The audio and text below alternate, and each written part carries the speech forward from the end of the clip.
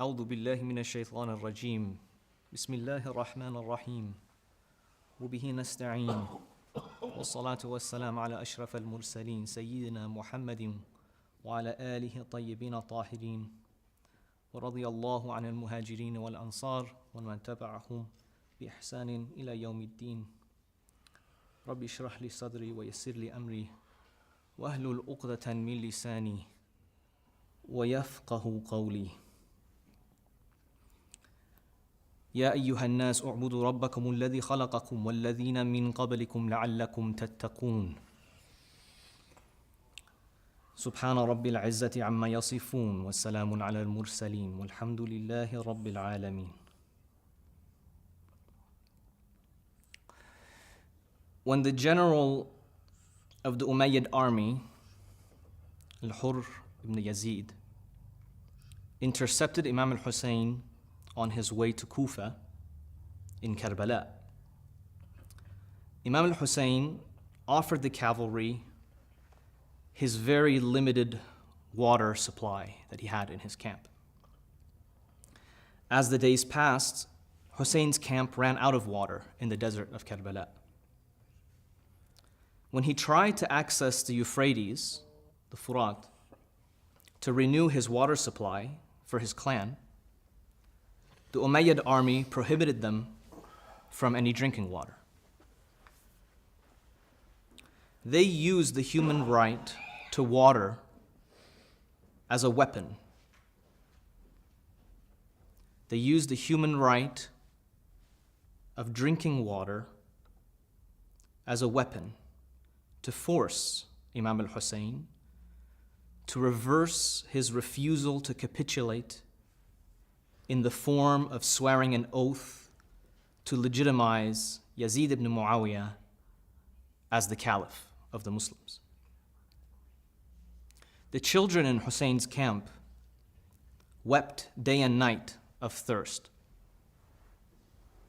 They screamed and wailed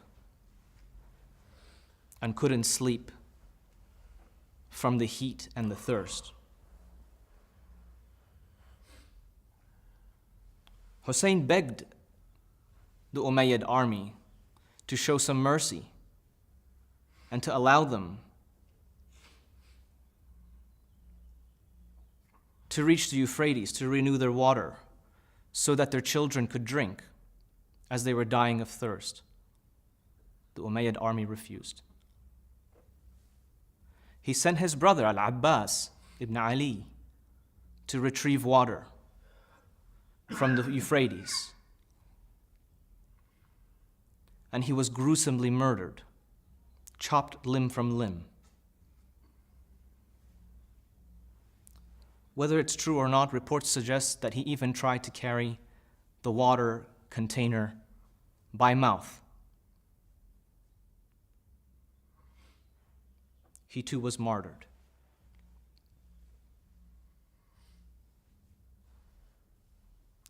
Before the end, the general, Hurr ibn Yazid, defected from his post at the Umayyad army and joined Hussein's camp and begged him for forgiveness.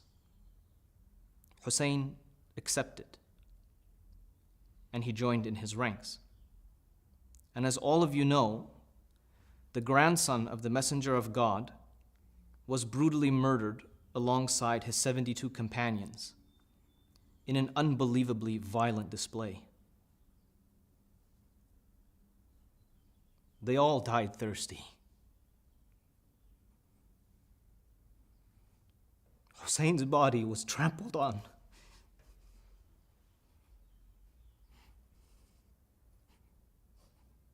Hussein's body was trampled on in front of his family, and he was beheaded.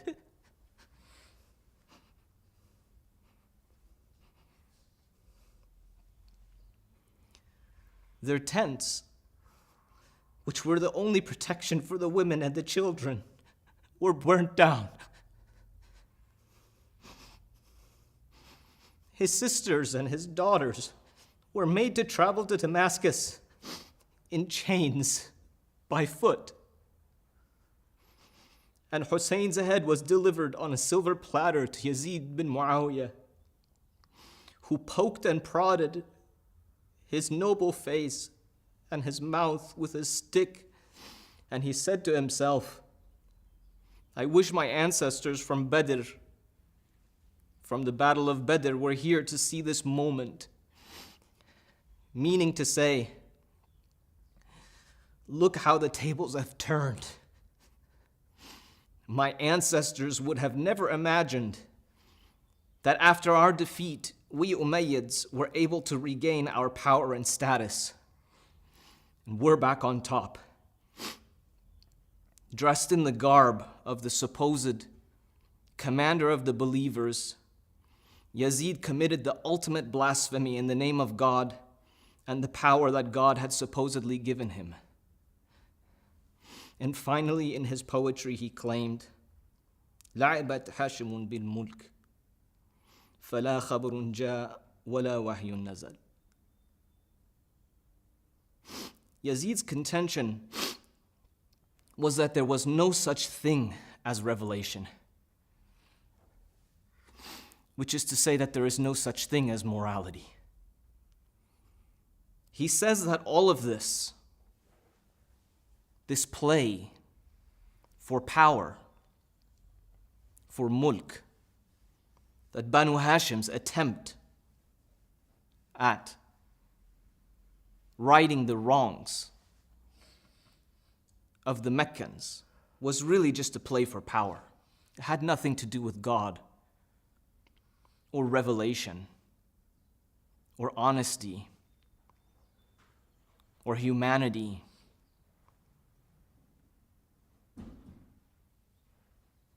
And now Banu Hashim were finally soundly defeated. Yazid ibn Muawiyah was very firm in his delusion. Hussein's stand alongside his companions ended in a tragedy whose reverberations can be felt until today by a true believer. However, their sacrifice for the sake of principle proved the opposite of Yazid's contention. It was the Meccan elite who never believed in anything but making plays for power. They were the ones who never believed in any moral system. They exploited the pagan traditions and the traditions of monotheism and created a mishmash system for the sake of profit. And when the Prophet came to oppose it with a clear moral message of accountability to God and to morality, they opposed it until they lost and had no choice but to swear the oath of allegiance to save their positions. But when the time came, the Umayyads and the Meccan elite again had no problem making a renewed play for power, this time under the banner of Islam, to attain their revenge and to regain their power that they could have previously only dreamed of.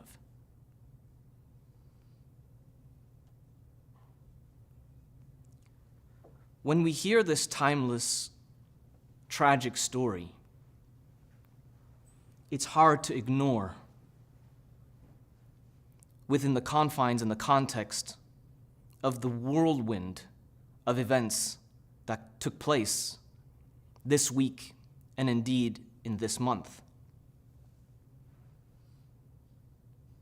Yes, I am of course talking about the tragic events that continue to unfold in Palestine, and specifically in Gaza, though the West Bank is also not rid of this tragedy. And this occurs simultaneously while the full treachery of the Arab kings is on display. And to be honest, the confusion and the overwhelming nature and the speed at which all of these horrible moments are occurring have left me in a daze. and I found it nearly impossible to prepare for this sermon. How to tell the story, how to organize it, as I try to very diligently do. I don't think that this khutbah will be so organized, because it's chaos, and it is demonic. The earmark of the demonic is chaos and irrationality. And I rebuke the demonic in the name of Allah and His Messenger. May all of you who take protection with the demonic have your backs broken and burn in a fiery hell for as long as God determines it is fair.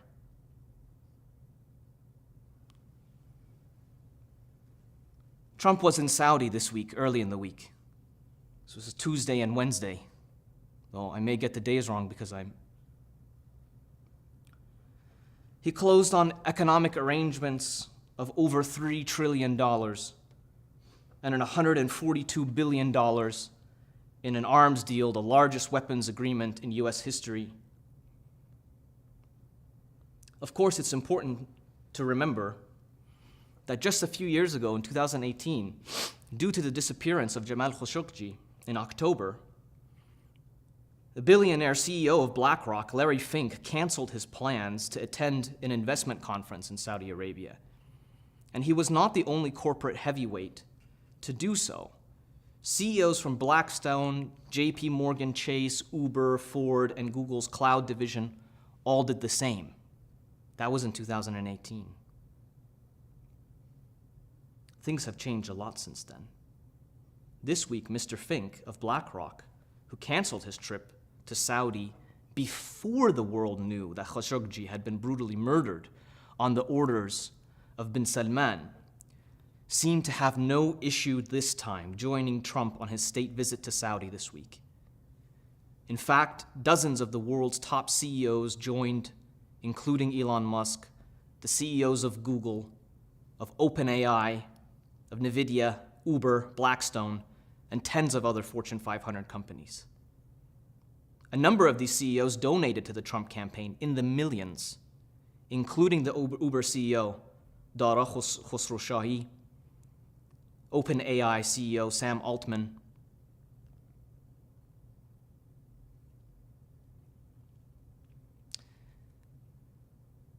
and then he made a number of other statements in Saudi. Probably the one that you all heard was that bin Salman requested of Trump to remove the American sanctions on the state of Syria, which Trump verbally obliged to do. And then after saying that he would do it, said as a sidebar, "Oh, the things that I do for the Crown Prince." But we will return to that. The following day, on Thursday, Trump went to Doha in Qatar to meet with Sheikh Tamim. There, of course, they signed economic deals worth $240 billion. There's the Boeing deal, all kinds of things. Now, Qatar supposedly is better on Palestine and Gaza than the other GCC countries. However, it was notable that when in the presence of Sheikh Tamim, Trump again felt no fear in saying things like, "I have concepts for Gaza that I think are very good. Give it to America and we'll make it a freedom zone. Let the United States get involved and we'll make it a freedom zone." He also said that he would be proud to have the US take Gaza. He also said, "We've never had a relationship with Qatar as strong as our relationship is with them now." That's Qatar, the grand protector and helper of the Palestinians. Then he went to the UAE, which was a nauseating display. All of them were, but the bottom of the barrel is the Emirates. Yes, of course, they announced their $1 trillion investment over 10 years, but the thing that was really sick that I noticed was bin Zayed's address to Trump. And bin Zayed tells a very bizarre story. I don't know if you saw this. Bin Zayed talks about how during his childhood or just before he was born, the Emirates had a big problem with their healthcare system and in primary, their OBGYN, delivering babies and this kind of thing. They have an issue with that facet of healthcare. And that mothers were dying in childbirth and children were dying, and there was a big problem. Until 2 Christian missionaries from the United States came to the Emirates and saved the country. And they fixed the maternity ward, and all of the Emiratis were born, and they established a hospital in their name. And not long after that, bin Zayed himself was born in that hospital. Now, why did he tell that story?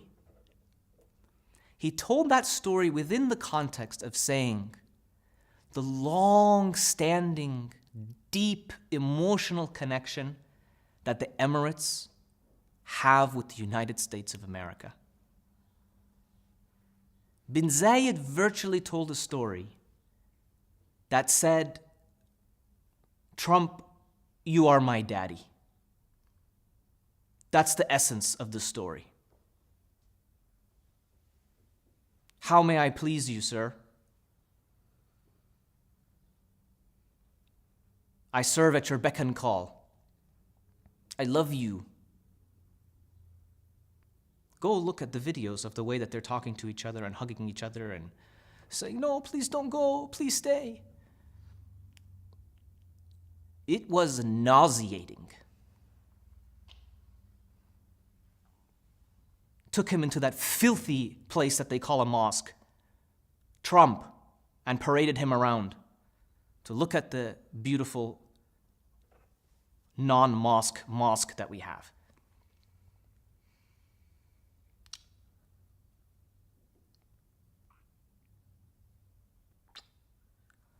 All of that is happening, and the media wants you to believe a story.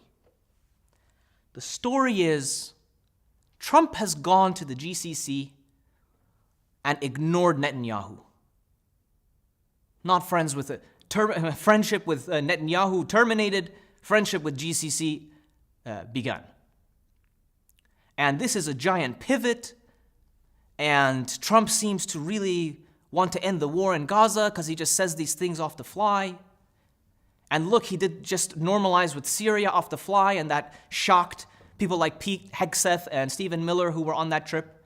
The biggest Islamophobes you can think of. Google Pete Hegseth and look at his tattoos, his Kafir tattoo and his Crusaders cross, and see what they've said about Islam and Muslims. But meanwhile, you have that same Stephen Miller proudly taking a picture of the inside of the, I cannot call it a mosque, Center for Shirk.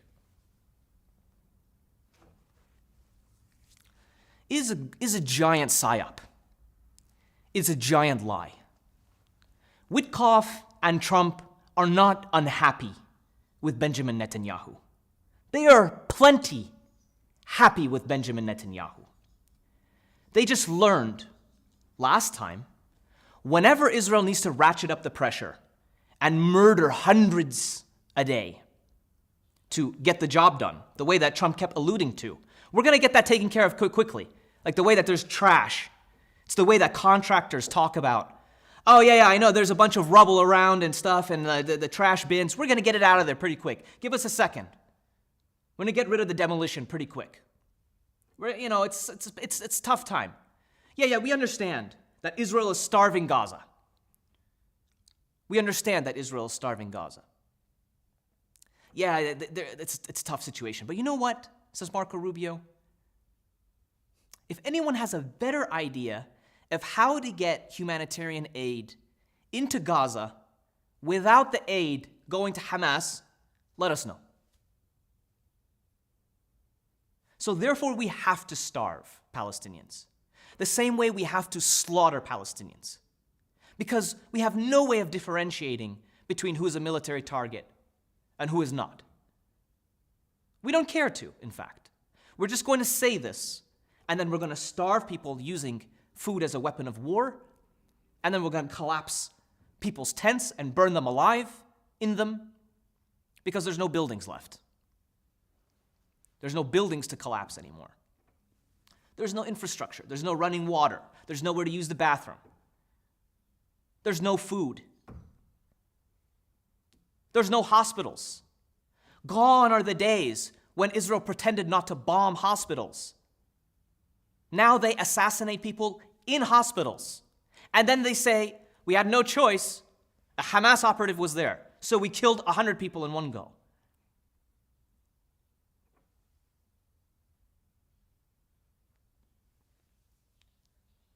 You know, in 48, what they named their operation when they cleansed Bisan and the surrounding cities? They called it Operation Gideon. Do you know the name of the operation that they are undergoing right now, executing right now? Operation Gideon's Chariots. The Nakba in 1948 was named Operation Gideon.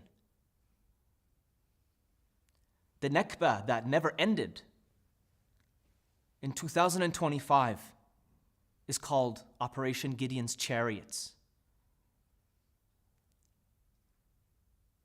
Is that clear enough intent for what they're going to do?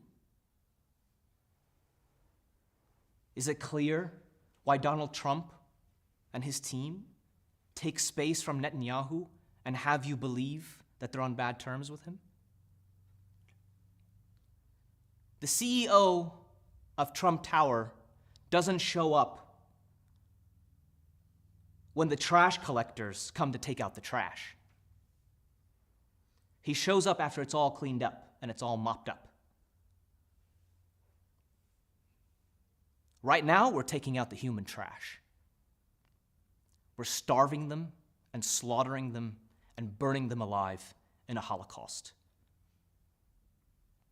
أقول قولي هذا واستغفر الله لي ولكم أسأل الله يستجيب لكم.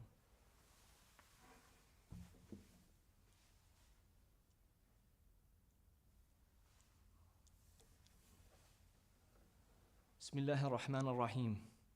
الحمد لله رب العالمين. لا إله إلا الله سيدنا محمد رسول الله حقا والصدقا وصلي وسلم على جميع الأنبياء والمرسلين وآل كل وصحب كل أجمعين والحمد لله رب العالمين. International law and human rights. The Israeli conquest of Gaza. That's what was promised if Hamas did not agree to the terms for a ceasefire according to Israeli standards. They said it in early May openly. And I didn't say it in the last khutbah because I was waiting. Certainly somebody will step up to the plate and talk about the fact that Israelis openly stated, we are no longer afraid of the word occupation, and we are no longer afraid of openly claiming the conquest of Gaza. We will enter Gaza and we will conquer it. Too bad we don't know anything about law, but that's illegal. Territorial conquest is strictly prohibited by the United Nations Charter under Article 2, Paragraph 4, which of course, the only exception for this paragraph is what the Israelis always claim, self-defense. Right? Remember that? Israel has the right to defend itself. However, invocation of the right to self-defense under Article 51 of the UN Charter was prima facie accepted as a legally valid basis for the Israeli military operation by the international community after the attack on October 7th. But we also know that the scope and duration of self-defense must remain proportionate and necessary to subdue the threat. Furthermore, self-defense does not justify conquest. Occupation itself is not illegal per se, but permanent annexation or conquest, which forcibly alters sovereign territory, is wholly prohibited under the UN Charter Article 2.4, the Fourth Geneva Convention regarding civilian protection in occupied territory, and customary international law and Jus Cogens norms.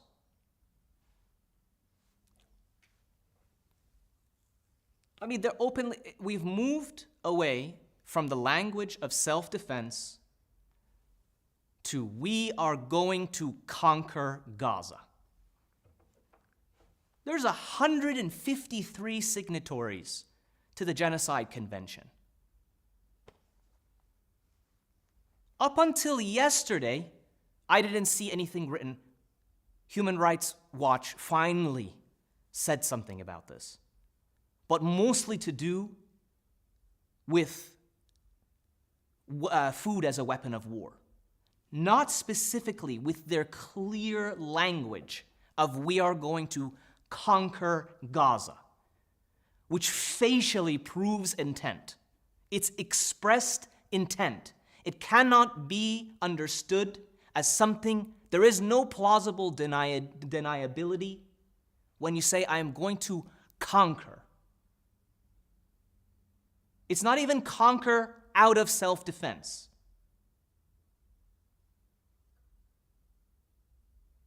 Now, what happens when you're a signatory to the Genocide Convention? You have a responsibility to the Genocide Convention as a signatory. Guess who are parties to the Genocide Convention? United Arab Emirates, Saudi Arabia, Syria. Qatar is not a signatory. Okay, let's ignore all of them and just think about Saudi Arabia only. Saudi Arabia is a party to the Genocide Convention. What did it do with regard to its, quote, duty to prevent genocide as Israel announced its Operation Gideon Chariots? Saudi Arabia is obligated to, quote, employ all means reasonably available to them so as to prevent genocide so far as possible. So I ask you, what kind of pressure did Saudi Arabia apply?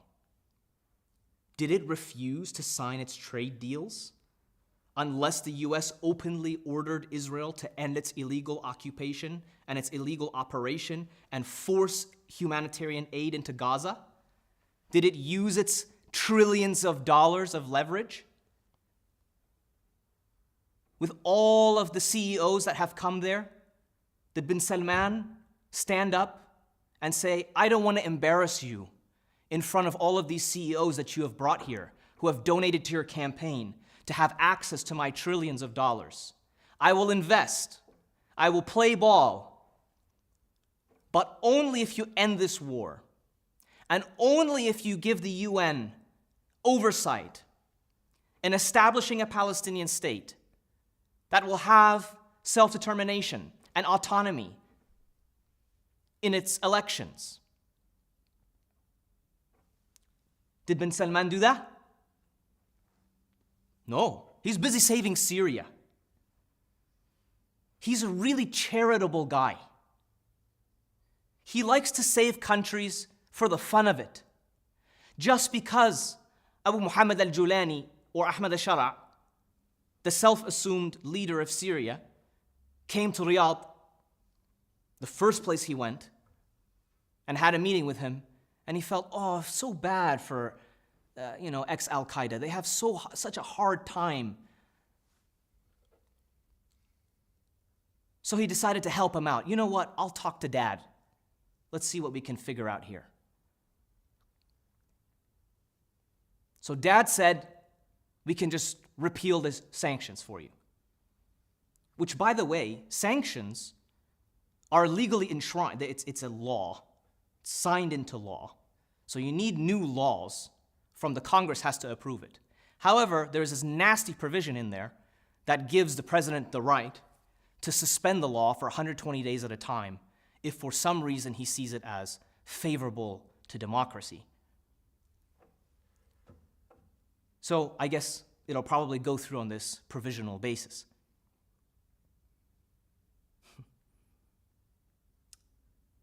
Duty to employ all means reasonably available to them. Did Mohammed bin Salman need to ride on horseback and wear a cool cover on his head and say, Ashhadu an la ilaha illallah, and play the whole role and march into Damascus and fly into Jerusalem and conquer it? No. All he had to do was make the same requests that he did to give Al-Qaeda Syria. Sorry, I am not going to apologize for that. That's who that man is. That man is Al-Qaeda, Jabhat al-Nusra. I make no apologies for that. That's not my fault. I didn't make him Emir of Al-Qaeda. Ayman al-Zawahiri did. I didn't make him swear oath to Osama bin Laden. He did. That's not my fault. You have a problem with that? Take it up with your president of Syria.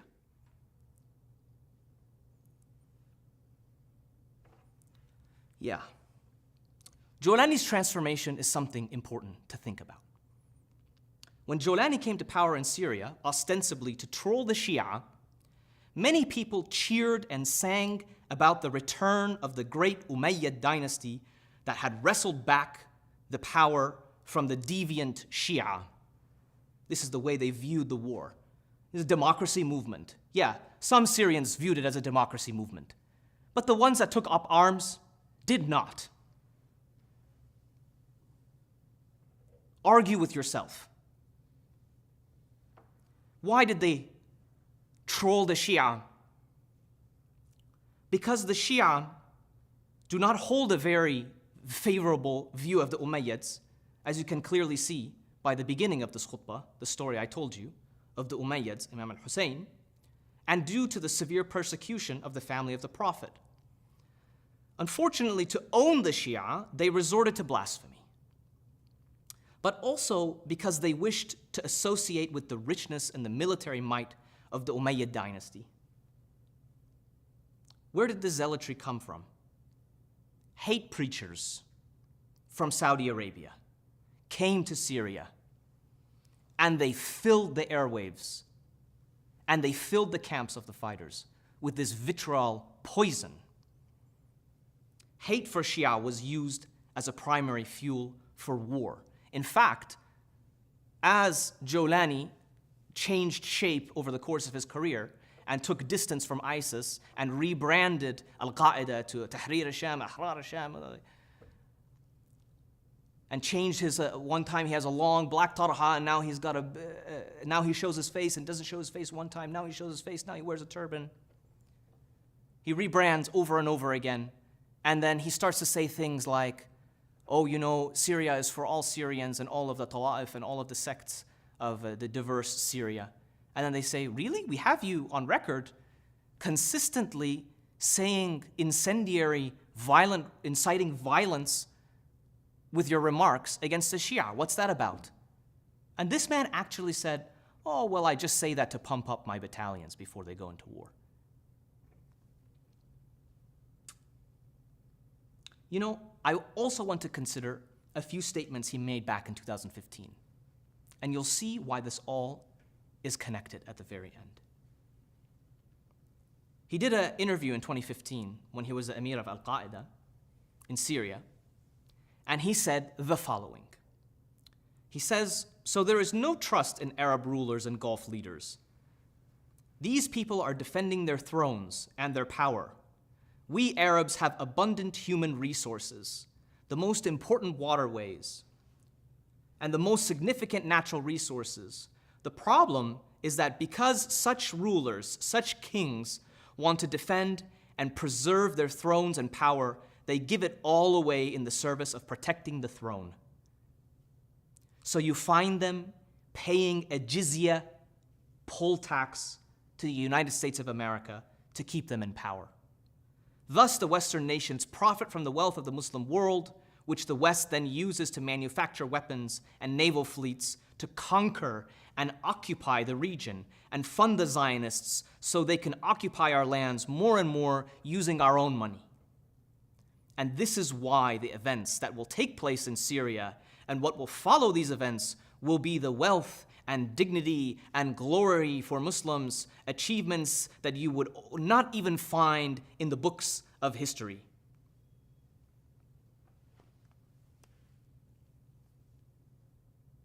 (2015) 2025.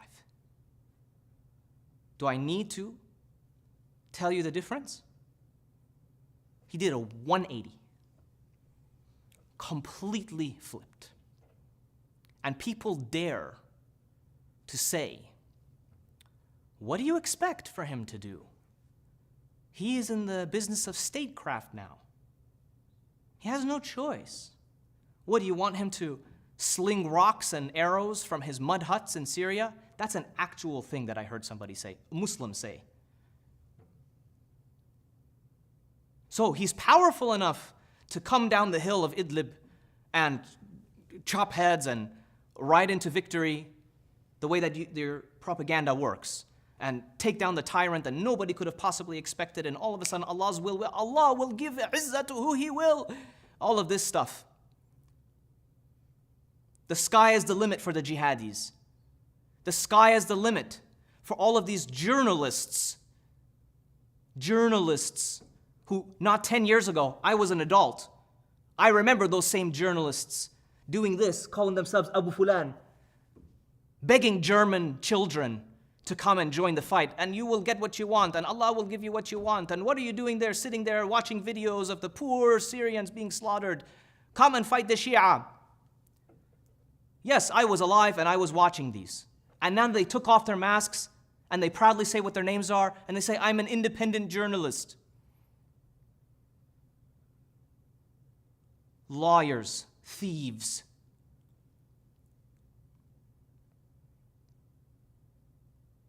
What does this have to do with clothing, dignity, human rights, international law, the Umayyads, Imam al-Hussein, this whirlwind of things that I just talked about? How is it all connected? Surah Al-A'raf, verses 26 through 34. Verse 26. O children of Adam, we have revealed unto you your clothing to conceal your shame and your splendid vesture. But the clothing of restraint from evil, the clothing of taqwa, that is best. This is of the revelations of Allah, that they may remember. Not really a great translation. When Adam and Hawa eat from the tree, what is the original crime? We're not talking about the original sin, we're talking about the original corporal crime that Shaitan inflicted upon the corporal reality of Adam. He robbed him of his dignity. He stripped him of that which gave him his identity. He made him aware of his corporal reality and did not give him the tools to deal with them, to balance them. He wanted to humiliate. So he stripped them of their clothing. Of course, Adam and Hawa immediately repent for their mistake and beg God for mercy. God accepts their mercy and immediately restores their dignity. He clothes them once more. Not only does he just give them a piece of clothing, He reveals onto them as a sign of divinity the science of tailoring and the science of clothing. And in fact, he calls it a part of the beauty of a human being to wear clothing as if wearing the plumes, the way that birds have plumes and beauty. God restores their beauty in clothing as perhaps the first human right, the ability to choose what to do and how to decorate one's body. Because clothing is communication. And in one action, a whole chain reaction of human rights could be derived from God giving back clothing and dignity to the human. He restored the right of expression and freedom of speech. The freedom of expression of clothing and how you communicate this way. The choice of how to present yourself.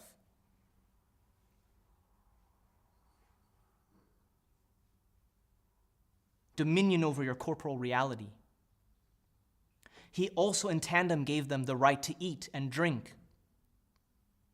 And he also said, taqwa though, everything is based on taqwa.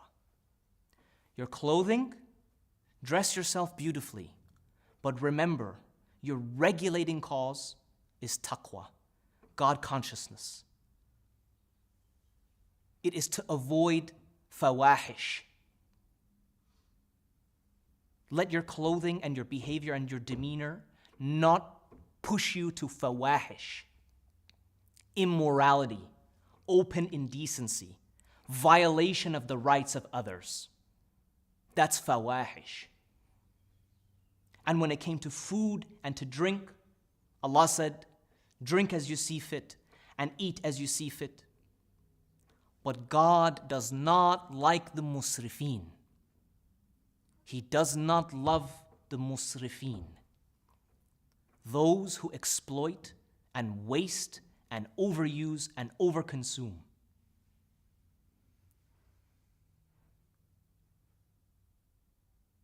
You have rights and you have balance. With the rights that you're given, you owe balance.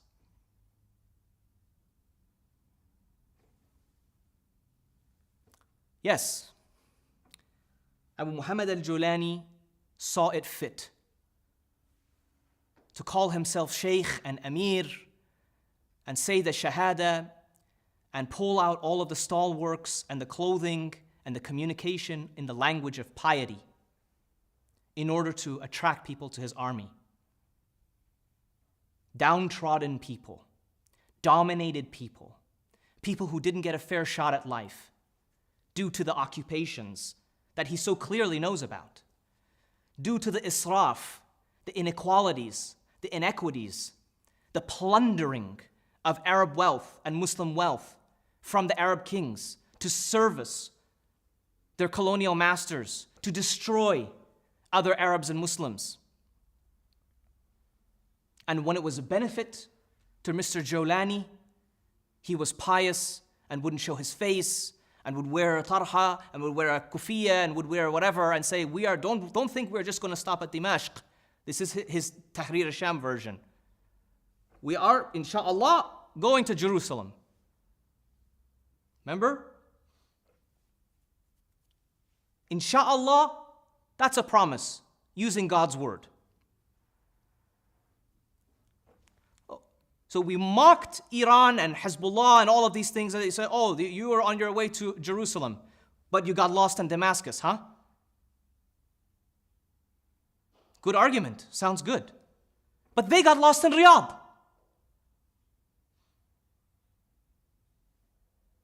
Granddaddy is Trump. Daddy is Mohammed bin Salman.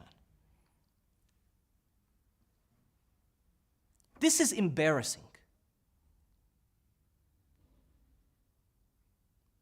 All the while, those who actually believed that this was an Islamic movement against tyrants, against false imprisonment, against torture, who joined from all over the world, when one of them, an Egyptian, managed to stand up and said, it's Sisi's turn and we're coming for you. Because this movement is bigger than Abu Muhammad al-Jolani, Ahmad al-Shara'. They imprisoned him and tortured him and disappeared him. Did you ever hear of him again? He's gone, wiped from the face of the earth. The PIJ, the Palestinian resistance in Syria, arrested. Constant statements in the UN that Syria wants no beef, wants no smoke, doesn't want to fight Israel, despite Israel bombing and taking left and right every strategic location in Syria. They're on the outskirts of Damascus. Uh-oh, what do I do? Ashhadu an la ilaha illallah wa ashhadu anna Muhammadan Rasulullah. No. Does he pick up the sword on his way to Damascus? He forgets about the Palestinians. He goes to Riyadh and he says, I'm just a noble Amir. I do bay'ah to Osama bin Laden and to Ayman al-Zawahiri and to any other terrorist fool that will get me higher out of my position of lowliness. Because that's what I need. So I know I'm never going to become the king of Saudi Arabia. But I could be the king of Syria. And I would like to hold Syria. But I know that all of this area is governed by bin Salman. I promise you, we are going to go against any reality of an Islamist nature that may liberate the lands of Islam. We are never going to work with Hezbollah. We are never going to work with Hamas. We're never going to work with Iran. We're never going to work with any future. Forget about these organizations. We are not going to allow for any organization to come that wishes to liberate people from the tyranny that I, in 2015, very clearly stated that you are guilty of. You think that Hamad bin Salman hasn't seen that Al Jazeera interview? He has. So Jolani went there and kissed his feet on camera. And then came running again when Daddy bin Salman says, come, I will have the sanctions removed, but from now on, you will bow to my vision of the new Middle East. Because without me, you have no money. Without me, you have no army. Without me, you have nothing. I am your ruler now. Yes, sir. I will be governor of Damascus. You're the governor of the Middle East. And above all, God is Donald Trump and the West. And he always knew it. He took off the tarha. He took off the turban. He tightened up his shirt and shortened his beard. Made himself look very handsome for Trump. Handsome and strong, as Trump describes him. And said, Mr. Trump, sir, not only am I going to acquiesce to everything that you're going to ask me for, I have done it as extra credit to show goodwill. I arrested the Palestinians. I will arrest anyone who's going to try to liberate Egypt or Jordan or any of the other countries. I will do my job. Good boy, Abu Muhammad, Al-Qaeda, good boy. You're going to normalize with Israel? Maybe not right away, but eventually you are. Doesn't matter anyways. He himself has volunteered to go back to the 1973 peace treaty with Israel. He's saying, I'm not going to fight Israel. It's not even a demand from Trump. He said, we cannot fight Israel. We won't fight Israel. Sorry, Palestinians. Sorry, not sorry. Good luck with your extermination. This region has moved on from Palestine. Moved on. It's nothing but a yucky thorn in the side. Jolani, Al-Qaeda, Daesh, Hamas, everybody. Not Hamas. Hamas is part of it and is being butchered. All of these groups either tried and failed, or they were complicit, or pretended to be supporting them. But when they couldn't see any more personal gain, they did a U-turn and bowed to the ranks of the demons. Because you do know that demons have ranks. Satan is at the top. And then the demonic kings. And then their lackeys. And then their lackeys. May God destroy every single one of you. May God humiliate you the way you humiliated us. Or tried to humiliate us. You tried to humiliate us. You may have exposed us to our shame. Our corporal shame. You might have raped and dismembered and beheaded in the name of democracy, in the name of Islam, in the name of Shiism, in the name of Sunnism, in the name of Judaism. All of you are filthy demons. And you might win in this life. ما يجادل في آيات الله إلا الذين كفروا فلا يغررك تقلبهم في البلاد. None argue and refuse to abide by the wahi, the revelation of morality, except for those who demand and insist upon disbelief. But do not be deluded the way that they are about the power of their disbelief. Do not be deluded by the power that they seem to have in this life right now. Will Palestine be free someday? I don't know. Will Palestinians survive this attempt at extermination? I don't know. Probably not. If Hussein couldn't survive, to illustrate a point to us Muslims, what of the Palestinians? Beg your Lord to forgive you. Beg him. Because what will you say in God's courtroom when a child who is being put back together again, piece by piece, comes to tell you and say, were you one of those who did mujadila and tried to talk about the gray areas of statecraft and politics and realpolitik? You did propaganda for free for Al-Qaeda while I was being dismembered, hungry and thirsty by quadcopters because I ran away from my tent on fire? La'natullahi alaykum. Whether I pray for it or not, God's curse is upon you. Pray that God shows you mercy. And prove that you're not one of this group. Filthy kuffar. This is what kufr looks like. In Qatar,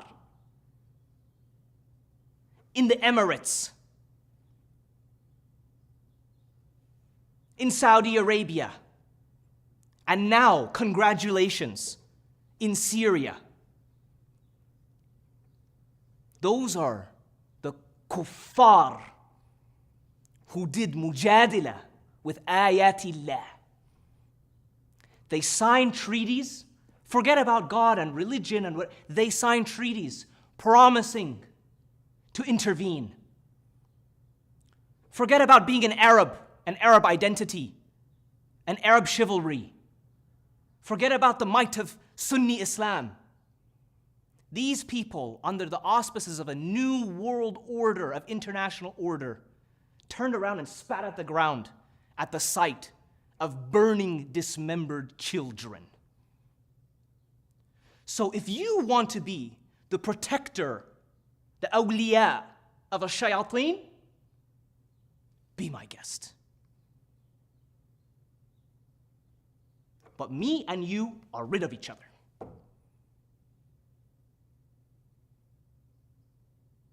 And I mean that with full offense and full insult. You ask Allah for forgiveness. I'm not going to ask for you. You ask. Because I'm busy asking Allah for my own forgiveness. My own weakness and my own cowardice, that I couldn't do more. أقول قولي هذا واستغفر الله لي ولكم. أسأل الله يستجب لكم. وصلى الله وسلم على سيدنا محمد وعلى آله وصحبه ومن والاه.